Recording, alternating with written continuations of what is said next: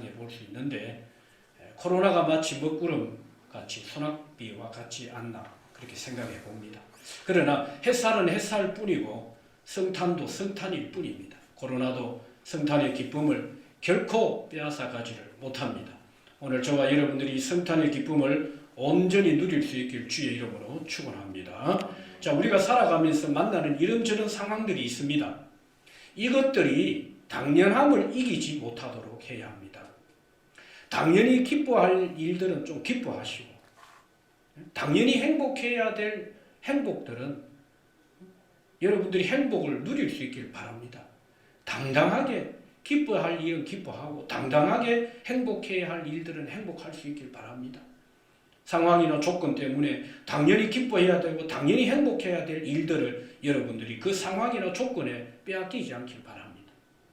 자, 오늘 본문 18절에서 25절까지 읽어야 되는 본문인데 우선 보기에는 예수님의 탄생에 요셉이 주인공이 되어 마치 요셉이 뭔가 된 것처럼 그렇게 오늘 본문을 기록하고 있는 그런 인상을 주긴 하지만은 그 이유가 뭐냐면 마태가 당시 그 유대인들의 부계 혈통을 중요시하는 전통을 무시하지 않기 위한 것입니다.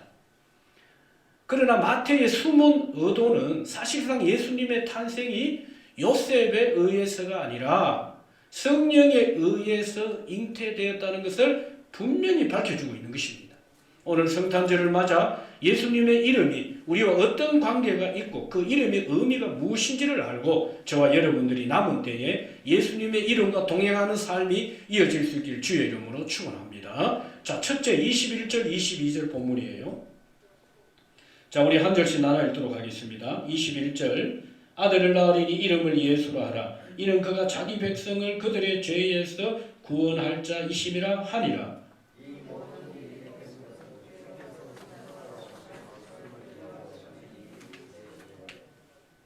아멘. 예수님의 이름은 자기 백성을 죄에서 구원할 자이십니다. 구약시대의 이삭이나 사무엘의 출산은 하나님의 특별한 역사가 있었지만 남녀의 관계를 통해서 출산을 한 것입니다. 그런데 오늘 읽은 23절을 보면 보라 처녀가 잉태하여 그러니까 100% 성령에 의한 탄생이고 인류 역사상 유일무이한 사건입니다. 히브리인들은 결혼한 젊은 여자를 베툴라라고 불렀습니다. 베툴라. 그런데 결혼하지 않은 젊은 여인을 알마라고 불렀습니다. 오늘 23절의 처녀는 정확하게 베툴라가 아니라 알마로 기록되어 있습니다. 아직 남자를 전혀 알지 못하는 처녀성을 가진 여인이었다는 것입니다. 이 여인을 통해서 누가 나셨습니까? 예수님께서 나셨다는 것입니다. 동정녀 탄생을 말하는 것입니다. 지금 세상은 동정녀 탄생을 믿지 않습니다. 이것이 하나의 신화라고 말합니다. 그러나 하나님은 능히 하실 수 있는 분이신 줄 믿습니다. 하늘과 땅을 만드신 그 하나님이 사람의 생명 하나 창조하지 못하시겠습니까? 그거 하나 만들지 못하시겠습니까? 하나님은 생명뿐만 아니라 그 생명을 주장하시는 분이십니다. 하나님은 능히 하실 수 있는 분이시다. 그런데도 세상이 이걸 믿지 않습니다. 오늘 동정녀 탄생이 믿어진다는 것은 이 믿음이 누구에게서부터 왔느냐 하면 하나님에게서부터 온 것입니다. 하나님이 이 믿음을 주지 않으면 절대 믿을 수가 없어요. 믿음은 우리의 것이 아닙니다. 하나님이 이 믿음을 주셔야 되는 것입니다. 오늘 저와 여러분들이 이 동정녀 탄생을 100% 믿을 수 있길 주의 이름으로 축원합니다. 이 사실을 믿어야 예수님이 구원자라는 사실을 우리가 인정하는 것이 되어지는 것입니다. 당시에 예수라는 이름도 흔한 이름 중에 하나였습니다. 전승에 의하면 예수 이름을 가진 자가 약 100명 정도가 되었답니다. 그러나 그 이름들은 다 하나님의 뜻과 상관없는 이름들이에요. 그러나 천사가 요셉에게 전하여 준 이 이름은 보통 이름이 아닙니다. 누가 지어주셨습니까? 하나님이 지어주시고 요셉에게 예수라 그렇게 칭하라 하나님이 명령하셨어요. 하나님이 지어주신 이름, 예수라는 이름을 너희가 그렇게 예수라 칭하라 하나님이 명령하셨다는 것입니다. 그래서 예수의 이름 외에는 천하 인간 세상에는 다른 구원자가 없습니다. 사람이 사람에게 지어준 이름을 가진 사람은 구원자가 될 수가 없는 거예요. 사실 오늘 우리의 이름이 다 어디서부터 왔습니까? 부모님으로부터 왔지요. 내가 또 지어준 이름들이에요. 설령 들어 사람들 중에 내가 예수다 하고 예수님의 이름을 빙자하거나 도용하는 일이 있습니다. 그런 자도 참 예수가 아닌 것입니다. 예수님의 이름을 빙자하거나 도용한 자들이에요.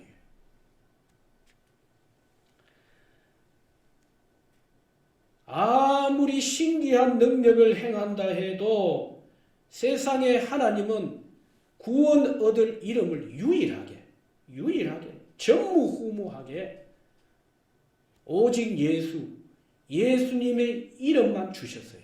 예수님의 이름만. 그러니까 사람이 절대 예수가 될 수도 없고 구원자가 될 수가 없다는 것입니다. 구원자가 한 분, 예수님밖에 없는데 다른 이름으로 구원 얻는 것 같이 하면은 다 속는 것입니다. 자, 그리고는 천사는 그 이름의 정체성을 분명히 밝혀주고 있죠. 예수님은 장차 모든 사람이 아니라 자기 백성들입니다. 이 땅에 오셔서 십자가를 지신 것은 자기 백성들을 죄에서 구원하시기 위한 것입니다. 모든 사람을 위한 것이 아니라 자기 백성들을 위해서 예수님께서 이 땅에 오셔서 십자가를 지신 것입니다. 정말 그런 것 같아요. 구원이 모든 사람의 것이 아닙니다. 이렇게 모래알같이 많은 사람 중에도 믿는 자가 있는가 하면은 평생 예수 이름 한번 듣지 못하고 교회에 한번 발을 들이지 못하고 믿지 않고 죽는 사람들도 많습니다. 예수님이 이 땅에 오신 것은 모든 사람을 위한 것이 아니라 자기 백성들을 위해서 그가 땅에 오시고 십자가를 지셨다는 것입니다. 오늘 내가 믿고 있다는 것이 전적인 하나님의 은혜고 성령의 주도적인 간섭인 줄 믿습니다. 여기 21절에 구원할 자, 여기 보세요. 아들을 낳으려니 이름을 예수로 하라. 그가 자기 백성을 그들의 죄에서 구원할 자이심이라 하니라 그랬습니다. 여기 구원할 자, 소조라는 단어의 어근이 무엇에서 무엇을 이루다는 뜻인데 시작에서 완료로 가는 형태의 단어에 세 가지 의미가 있습니다. 첫째는 십자가가 시작인 것입니다. 십자가에서 예수님은 대속의 피로 죄값을 지불하셨습니다. 우리는 그것으로 하여금 회개하여 믿고 다시 믿는 자들로 하여금 회개의 열매를 맺게 하셨다는 것입니다. 그래서 믿음은 회개의 열매를 맺고 말씀에 순종하는 것입니다. 결국 이런 자들은 죄와 절망과 고통에서 자유함을 얻고 사탄의 저주와 심판에서 건짐을 받는다는 것입니다. 그리고 소조라는 두 번째 의미는 하나님은 구속받은 자기 자녀들을 보존하신다는 것입니다. 구원을 시작하시는 분이 하나님의 성령이십니다. 그 구원을 지켜주시는 분도 성령이십니다. 그리고 그 구원을 이루어 가시는 분도 성령이십니다. 우리 힘으로는 구원을 얻을 수도 없고 내 힘으로는 지킬 수가 없는 것입니다. 성령님만이 우리의 완전한 보존이 되시는 것입니다. 우리는 그저 성령님을 간절히 찾고 성령님을 전적으로 의지하고 성령님을 인격적으로 교제하고 성령의 음성에 순종만 하면 되는 것입니다. 이것이 영적인 생활이고 이게 신앙생활이에요. 성령님은 내가 급할 때만 오시는 것이 아닙니다. 지금 내 안에 나와 함께 하시는 줄 믿습니다. 세 번째 이 소조의 의미는 하나님은 자신의 말씀으로 구원받은 자녀들을 번성케 하신다는 것입니다. 무엇으로? 하나님의 말씀으로. 여러분 우리가 어느 때보다도 하나님의 말씀을 생명같이 붙잡아야 합니다. 그리고 하나님은 때를 따라 돕는 은혜를 우리에게 베풀어 주시고 그리고 그 이름을 생명책에 기록하여 마지막 때 그 이름을 불러주시고 자신의 나라로 우리를 옮겨주신다는 것입니다. 십자가에서 시작해서 천국에서 완성되는 것입니다. 이것이 구원의 완성이에요. 하나님이 주신 구원은 완전하십니다. 십자가에서 그 구원이 천국에서 완성되는 거예요. 완전한 이 구원의 계획 안에 오늘 저와 여러분들이 이 계획 안에 있다는 사실이 믿어질 수 있길 주의 이름으로 축원합니다. 오늘 우리는 사실과 진리를 갖고 있으면서 때로는 감정과 내가 만난 상황이나 조건, 그것이 도리어 내가 사실과 진리를 갖고 있는데도 사실을 의심하게 만들고 진리를 의심하게 만듭니다. 그러나 꼭 기억하십시오. 때로는 우리의 감정과 내가 만난 상황, 내가 가지고 있는 조건이 내가 이미 가지고 있는 사실과 진리를 의심할 수는 있어도 이미 성령을 통해서 우리에게 주신 이 말씀과 진리는 절대 변함이 없습니다. 이 진리는 우리 안에서 떠나지 않아요. 사실이 거짓이 될 수가 없다는 것입니다. 사실은 사실일 뿐이고 진리는 진리입니다. 상황은 변합니다. 우리의 감정도 변합니다. 조건이 사실을 결정할 수 있는 게 아니에요. 사실이 사실을 결정하는 거예요. 오늘 우리가 만난 삶의 크고 작은 문제 앞에 도리어 여러분들 안에 이미 하나님이 말씀으로 성령을 통해서 말씀하신 그 말씀과 진리를 여러분들이 잃어버리지 마셔야 합니다. 다 떠나갈 겁니다. 다 내 곁에서 멀어질 것입니다. 언제든 잃어버릴 수 있고 언제든지 내가 가진 것마저도 언제 잃을 수 있는, 그렇지 않습니까? 그러나 우리를 떠나지 않는 그분이 바로 성령님이십니다. 하나님의 말씀은 우리를 떠나지 않으셔요. 두 번째 23절 읽은 본문이죠. 우리와 함께 계시는 하나님이십니다. 오늘 그 이름이 임마누엘이라 그렇게 말씀하셨어요. 그런데 이 임마누엘도 사람이 이 이름을 해석한 것이 아니라 하나님께서 이 이름을 해석해 주셨어요. 여기 엘은 하나님을 말씀하고 임마누는 함께 하다는 뜻입니다. 우리와 함께 하시기 위해서 예수님이 이 땅에 오셨어요. 자기 백성들과 함께 하시기 위해서 예수님이 이 땅에 오셨다는 것입니다. 우리 안에 지금 나와 함께 하시는 줄 믿습니다. 평생에 예수님 손잡고 사십시다. 자기 백성을 위해 오셨어요. 구원받은 자와 함께 하시는 것입니다. 오늘 이 동행의 축복을 우리가 어떤 상황, 어떤 문제에서 여러분들이 100% 이 은혜를 누릴 수 있기를 주의 이름으로 축원합니다. 그래서 구약 시대의 하나님은 보이지 않는 영으로 함께 하셨습니다. 신약 시대는 보이는 하나님이 직접 함께 하셨죠. 예수님이 제자들과 함께 하셨습니다. 사람들과 함께 하셨습니다. 그러나 지금은 기록된 말씀과 성령의 주권적인 역사로 우리와 함께 하시는 것입니다. 성경을 마음에서 손에서 놓지 말아야 합니다. 어느 때보다도 우리가 성경 사랑을 회복해야 합니다. 앞으로 시대는 성경 안에서 보고 열고 성경 안에서 대비하고 성경 안에서 이겨내야 됩니다. 우리가 새해 성경 일독을 새롭게 도전합시다. 이제 내년에 새벽마다 새벽기도 달 첫 주에 성경 통독을 합니다. 그렇게 12달을 읽어보면 아마도 신약 성경은 충분히 통독이 되리라고 봅니다. 개인적으로도 신구약 성경을 읽어야 합니다. 우리와 함께 하시는 통로가 성경이에요. 성경. 말씀으로 함께 하시는 것입니다. 그런데 우리가 성경을 손에서 놓으면 어떻게 합니까? 이 성경을 마음에서 놓으면 어떻게 합니까? 하나님이 우리와 함께 하시는 통로가 성경인데, 아니 하나님께서 형체를 갖고 우리와 같이 옆에 계시고 어디에 가시든지 간에 그분이 우리 옆에 이러면 얼마나 좋겠습니까? 그런데 그렇지 않아요. 하나님은 우리에게 말씀을 주셔서 말씀으로 함께 하시는 거예요. 말씀으로. 오늘 코로나 시대에 여러분들이 어떤 약보다도 신구약 성경을 먹어야 합니다. 이 신구약 성경은 예방약이에요. 만병통치약입니다. 하나님은 말씀으로 죽은 자도 살리셨습니다. 여러분들이 새해 성경 신구약을 많이 드셔서 영육간에 강건할 수 있길 주의 이름으로 축원합니다. 요즘 뭐 고추대가 코로나에 좋다 해가지고 시골마다 고추대를 찾는 사람이 그렇게 많답니다. 고추대도 드시고 신구약도 더 많이 드실 수 있길 주의 이름으로 축원합니다. 아멘. 여러분, 우리가 이 어려운 시대에 정말 우리가 마치 호흡과 같이 심장에 박동수를 맞추고 생명같이 붙들어야 될 게 과연 무엇일까요? 이 어려운 시대를 이길 수 있는 동력이 여러분 무엇이라고 생각합니까? 저는 이 모든 상황이 하나님의 손에 달려있다고 봅니다. 하나님의 절대적인 주권 아래 있다고 봅니다. 이 모든 상황이.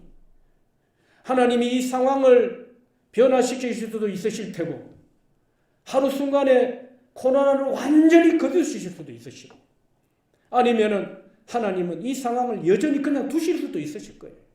이 주권적인 부분이에요. 사람의 힘으로 어떻게 할 수가 없을 것입니다.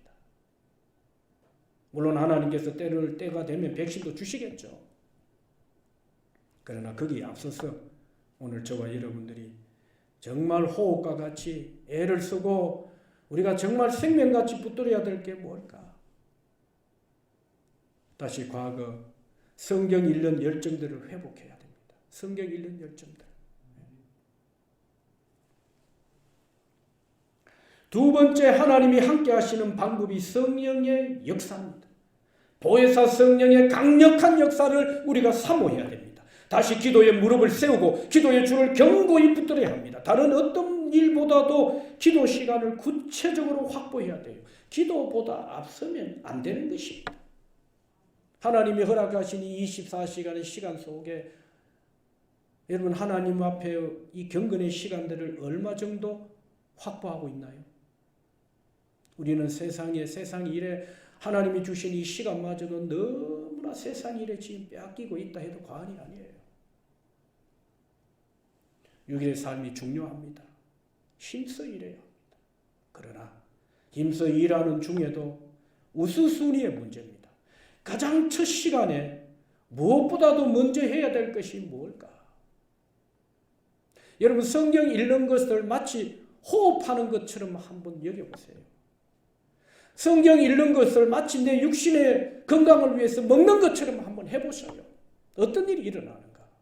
아니 육신의 양식도 먹으면 건강을 지키지 않습니까?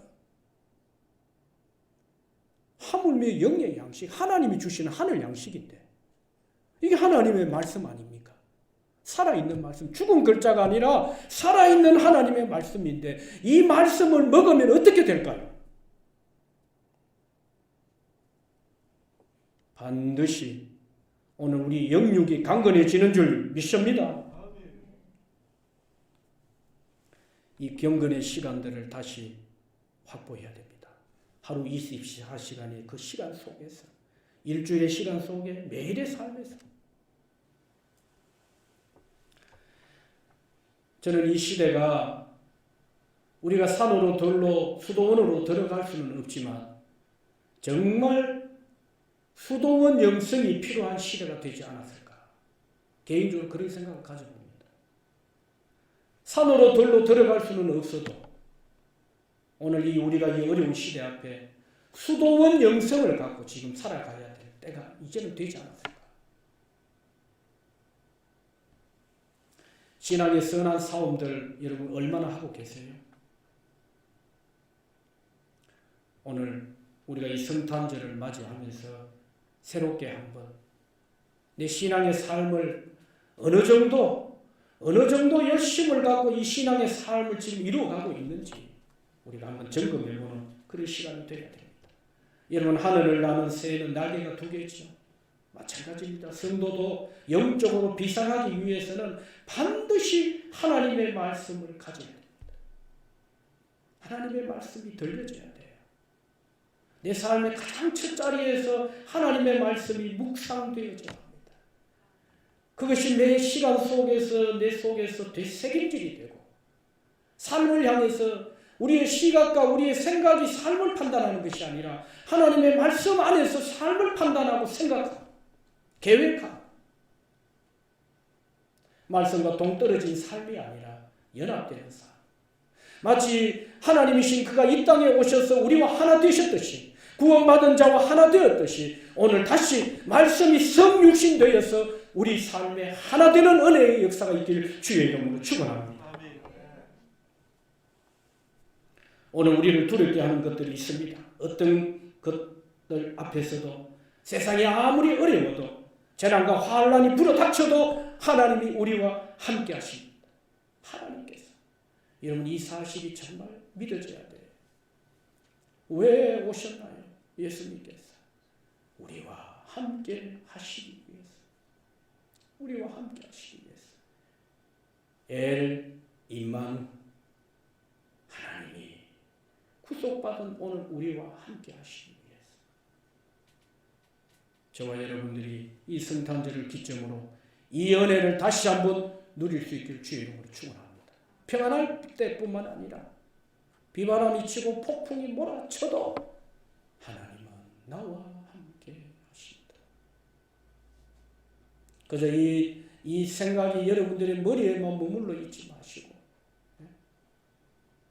그저 이불 속에서만 머물러 있지 마시고 치열한 영적 전쟁의 한복판에서 하나님을 독대하면서 그 하나님이 나와 함께 하신다는 사실을 기도로 누리고 깊은 말씀의 묵상을 통해서 그리고 내게 주시는 말씀을 내 마로 주시는 그 말씀을 삶에 적용해 가면서 끊임없이 육신을 복종시키는 이 순종의 삶을 살고 회개를 통해서 회개의 열매를 맺어가는 이 삶을 통해서 여러분들이 함께 하심을 누릴 수 있길 주의 이름으로 축원합니다. 고난이 오고 문제가 오될 때 맞부딪혀서 그 하나님이 함께 하시는 증거를 그 삶의 고난에서 뽑아낼 수 있길 주의 이름으로 축원합니다. 소극적이고 수비적인 자세로 여러분들이 고난을 대처하지 마십시오. 하나님이 살아계시잖아요. 그가 죽으셨다면 오늘 세상 앞에 엄몰할 겁니다. 큰 파도가 우리를 집을 삼킬 거예요. 그러나 그 하나님이 살아계십니다. 그 하나님께서. 마지막으로 24절 25절 본문입니다. 끝까지 성령으로 함께 하시는 하나님. 24절 25절요. 요셉이 잠에서 깨어 일어나 주의 사자의 분부대로 행하여 그의 아내를 데려왔으나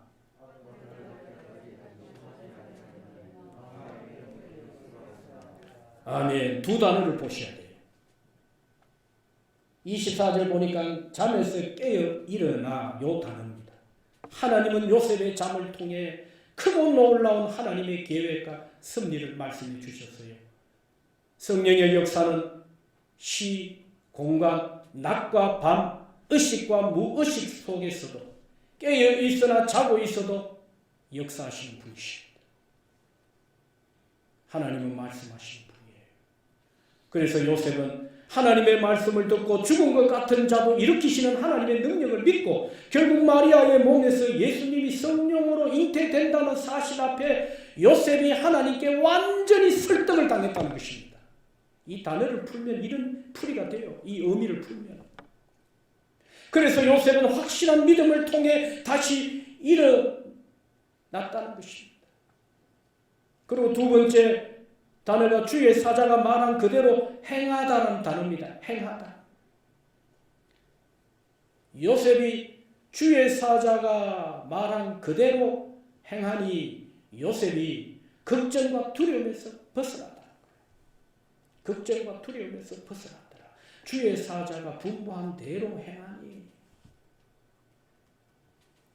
그리고 요셉의 의로움이 십자가의 의로움을 보는 통로가 되었다는 것입니다. 요셉의 의가 완전하다는 말이 아니에요. 요셉이 하나님의 말씀을 믿을 때에 의가 요셉에게 찾아온 것입니다. 누구의 의입니까? 그리스도의 의가. 그래서 의로운 요셉을 통해서 십자가의 의를 보는 통로가 된 거예요. 그 시작점이 뭐라고요? 요셉이 하나님의 말씀을 듣고 믿었다는 것입니다. 그리고 마리아와의 혼인 관계가 유지되었고 지체함 없이 마리아를 집으로 데려옵니다. 그리고서는 하나님의 뜻을 알고 그 뜻을 감당하는 자가 되었다는 것입니다. 25절 아들을 낳기까지 동침하지 아니하더니 나음의 이름을 예수라 하라 했습니다. 예호슈아라는 단어인데 야샤라는 단어에서 나왔어요. 보복하다, 구원을 이루다, 돕다는 뜻이 있는데 시제가 현재입니다. 지금 보복하시는 하나님, 누구에게? 사탄에게.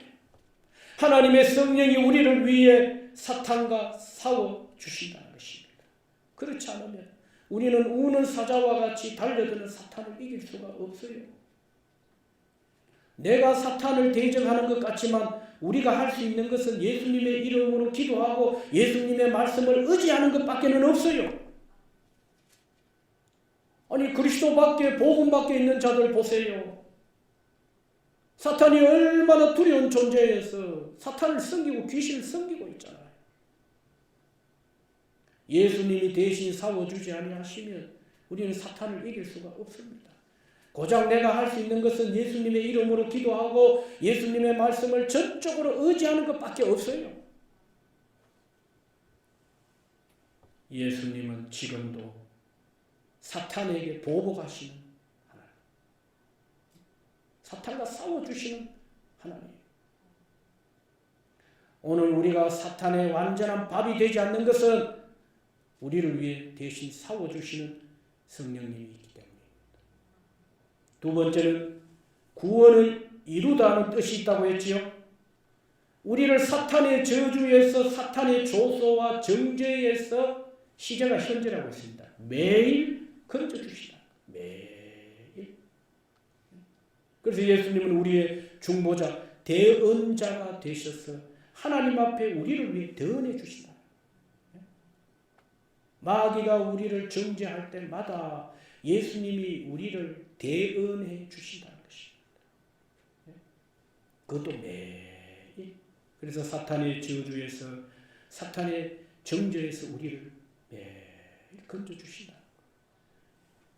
십자가의 사건은 단회적이지만 십자가의 능력은 지금도 반복됩니다. 그 은혜와 십자가의 능력은 지금도 계속 반복되는 거예요. 그래서 매일 구원의 역사가 일어나고 매일 영적인 신출애굽이 일어나는 거예요. 오늘 우리를 통해서. 아니 하나님께서 우리를 구원하시고는 그냥 내버려 두시면 오늘 우리가 엉망진창이 될 겁니다. 그런데 하나님은 우리를 내버려 두지 않으셨어요. 고아와 같이 버려두지 않으시다. 오늘 하나님께서 우리에게 약속하셨습니다. 자기 백성들과 함께 하시기 위해서 이 땅에 오셨어요. 함께 하시기 위해서. 이게 얼마나 믿고 누리느냐의 문제예요. 진리는 절대 변함이 없어요. 하나님의 약속이 어떻게 변합니까? 그때나 지금이나 앞으로도. 이 약속은 절대 변하지 않아요. 오늘 이 수천 년 전에 예수님이 이 땅에 오신 이 사건이 함께 하신다는 이 약속이 지금도 이루어지고 있잖아요. 교회가 세워졌습니다. 모래알같이 많은 사람 중에 예수 믿는 자들이 벌떼같이 일어나고 있어요. 바로 함께 하시는 증거 아닙니까? 오늘 우리가 예수를 믿고 구원이 시작되면서 지금까지 살아온 이것이 여러분 무슨 은혜라고 생각합니까? 임마누엘의 은혜예요. 임마누엘의 은혜. 때로 넘어지고 실패하고 때로는 질병을 원치 않는 질병을 만나기도 하고 인생의 문제를 만나기도 하지만 그러나 하나님의 임마누엘은 그 가운데서도 함께 하신 거예요. 구원이 시작되고 지금까지 온 이것이 무엇 때문이라고 생각합니까? 이 임마누엘 약속 때문이라니까요. 믿습니까? 임마누엘의 약속 때문이라니까요, 여러분.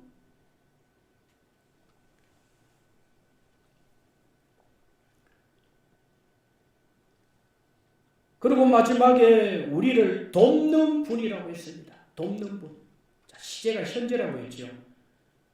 지금 고난 중에도 고난 끝에도 하나님 우리와 함께 하시다. 예수 그 이름을 예수라 하라. 그리고 예수의 이름은 임마누엘이라고 하셨어요. 자, 이제 우리의 구원이 시작되고 구원이 완성되는 마지막 순간까지 현재라는 시간 속에서 하나님은 지금도 어떻게 하신다고요? 우리를 위해 마귀와 싸워주십니다. 지금도 사탄의 정죄 앞에 예수님이 그 정죄의 화살을 맞아서 우리로 죄 가운데 도리에 빠지는 것이 아니고 절망 가운데 심판 가운데 빠지는 것이 아니라 사탄의 정죄가 있을 때마다 예수님이 중재자가 되셔서 우리를 위해 대언하신다. 하나님 아버지, 내가 아무개를 위해서 아무개의 죄로 보면은 죽어야 될 죄지만 그러나 내가 저 아무개의 죄를 짊어지고 십자가에서 죽었습니다. 나를 보시더라. 대신 죽어주신 나를 보더라. 하나님 저 아무개의 죄를 용서해 주세요. 마귀의 정죄를 거두어 주옵소서. 그렇게 예수님이 우리를 위해 대언하신다는 거예요. 성령이 오신 다음에 그로 동정녀 탄생뿐만 아니라 성령은 지금도 우리 가운데 함께 하시면서 끝까지 우리를 돕는 분이에요. 돕는 분. 지금도 앞으로도. 아니 목사님, 하나님이 돕는데 이 땅이 왜 이렇게 병들어 고통스럽게?